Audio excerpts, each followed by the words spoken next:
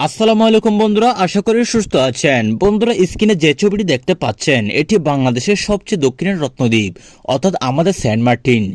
নীল জলরাশি আর প্রকৃতির অপরূপ সৌন্দর্যে ঘেরা এই ছোট্ট দ্বীপটি এখন আন্তর্জাতিক রাজনীতির দাবা খেলার এক গুরুত্বপূর্ণ গুটি হয়ে উঠেছে। কারণ এটি শুধু একটি পর্যটন কেন্দ্র নয়, বরং বঙ্গোপসাগরের কৌশলগত অবস্থান থেকে শুরু করে দক্ষিণ এশিয়ার সামরিক ও অর্থনৈতিক ভারসাম্যের জন্য অত্যন্ত সংবেদনশীল একটি জায়গা। বন্ধুরা, আপনারা জানেন সেন্ট মার্টিন দ্বীপটি বাংলাদেশের ভূখণ্ডের অংশ হলেও এটি মিয়ানমারের রাখাইন রাজ্যের একেবারে কাছাকাছি অবস্থিত। আর সেই রাখাইন রাজ্যের এখন স্বাধীনতার ধার প্রান্তে পৌঁছে গেছে বলে জানা যাচ্ছে। বিভিন্ন আন্তর্জাতিক ও স্থানীয় সূত্রে বলছে, মিয়ানমার রাখাইন অঞ্চলে আরাকান আর্মি নামের একটি স্বাধীনতাপন্থী গোষ্ঠী ইতিমধ্যে নিজেদের প্রশাসনিক কাঠামো গঠন করেছে এবং তারা এখন কার্যরত রাখাইনের বেশিরভাগ এলাকা নিয়ন্ত্রণ করছে। যদি রাখাইন সত্যি স্বাধীন হয় তাহলে প্রশ্নই থেকে যায়, এই স্বাধীন রাখাইনকে সেন্ট মার্টিনের উপর দাবি জানাবে? অনেক বিশেষজ্ঞরা আশঙ্কা করছে, রাখাইনের স্বাধীনতা অর্জনের পর তারা হয়তো বাংলাদেশের এই দ্বীপটি নিজেদের ভৌগোলিকের অংশ হিসেবে দাবি করতে পারে। কারণ সেন্ট মার্টিন ভৌগোলিকভাবে তাদের কাছেই অবস্থিত। আর এখানে শুরু হয়েছে উদ্বেগের গল্প। বাংলাদেশের সার্বভৌমত্বের উপর নতুন এক ছায়া নেমে আছে। অন্যদিকে বন্ধুরা, যুক্তরাষ্ট্রের ভূরাজনৈতিক স্বার্থ এখন স্পষ্ট হয়ে উঠেছে।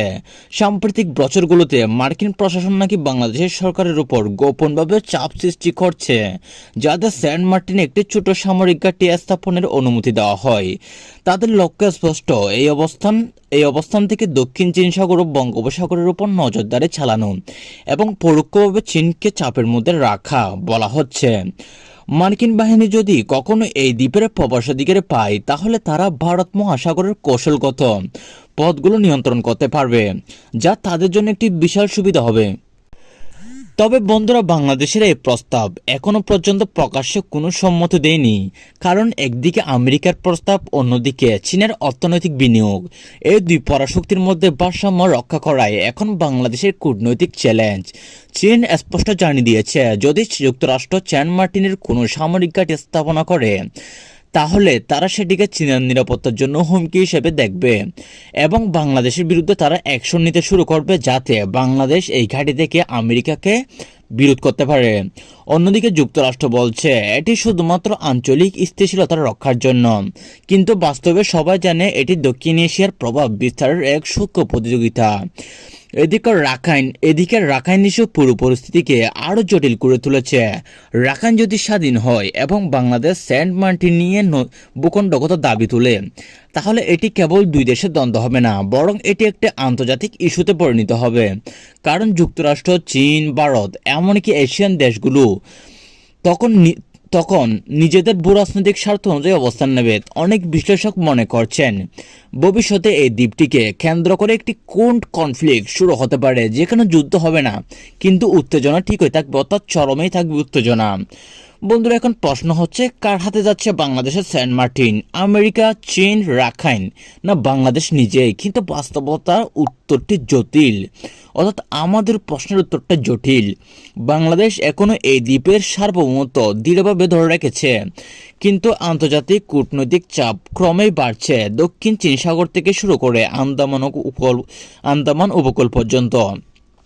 প্রতিটি শক্তিধর রাষ্ট্র এখন সমুদ্রপথ দখল নিতে চায়, আর সেই দখলের কৌশলগত মানচিত্রে সেন্ট মার্টিনের অবস্থান অত্যন্ত গুরুত্বপূর্ণ। বন্ধুরা, আজকের আমরা আলোচনার মধ্যে যা জানতে পারছি, রাখাইন, চীন, আমেরিকা সব দিক দিয়ে বাংলাদেশের জন্য একটি অন্যরকম আভাস আছে। সেন্ট মার্টিন নিয়ে অন্যরকম একটি দুশ্চিন্তা বাংলাদেশের ঘাড়ে চেপে আছে। তবে এখনো পর্যন্ত যতটুকু আমরা জানতে পেরেছি, ডক্টর ইউনূস সরকার এই সেন্ট মার্টিনের মধ্যে কখনো আমেরিকাকে ঘাঁটি তৈরি করতে দিবে না। সর্বশেষ বলা যায় বন্ধুরা, সেন্ট মার্টিন আজ শুধু একটি দ্বীপ নয়, এটি বাংলাদেশের মর্যাদা, সার্বভৌমত্ব এবং কূটনৈতিক ভারসাম্যের এক প্রতীক। কিন্তু বড় প্রশ্ন রয়ে গেল, ভবিষ্যতে এই দ্বীপ কি বাংলাদেশের হাতে থাকবে, নাকি বৈশ্বিক শক্তির টানাপোড়েনে একদিন হারিয়ে যাবে আমাদের নীলপানির এই রত্নদ্বীপ সেন্ট মার্টিন? বন্ধুরা, ভবিষ্যৎ আপাতত অনিশ্চিত, কিন্তু জাতি হিসাবে এখনো প্রয়োজন কূটনৈতিক দৃঢ়তা, সামরিক সতর্কতা আর জাতীয় ঐক্য। কারণ এই সেন্ট মার্টিন কেবল ভূমি নয়, এটি বাংলাদেশের গর্বের প্রতীক। 1971 সাল থেকে এই সেন্ট মার্টিন নিয়ে বিভিন্ন তৎপরতা চলে আসলে মিয়ানমার নিয়ে, তবে 2014 সালে বাংলাদেশ এই সেন্ট মার্টিনকে সম্পূর্ণ পেয়ে গিয়েছে। তো বন্ধুরা, সব মিলিয়ে বাংলাদেশের এই সেন্ট মার্টিনের ভবিষ্যৎ কোন দিক দিয়ে যাচ্ছে এবং সামনে কি হতে যাচ্ছে, আমরা তার দিকে তাকিয়ে থাকবো। আজকের ভিডিওটা ভালো লাগলে চ্যানেলটি সাবস্ক্রাইব করে দিবেন, আর প্রতিদিন মধ্যপ্রাচ্যের এবং বাংলাদেশের সামরিক আপডেট পেতে আমাদের চ্যানেলটি সাবস্ক্রাইব করে পাশে থাকুন। ধন্যবাদ।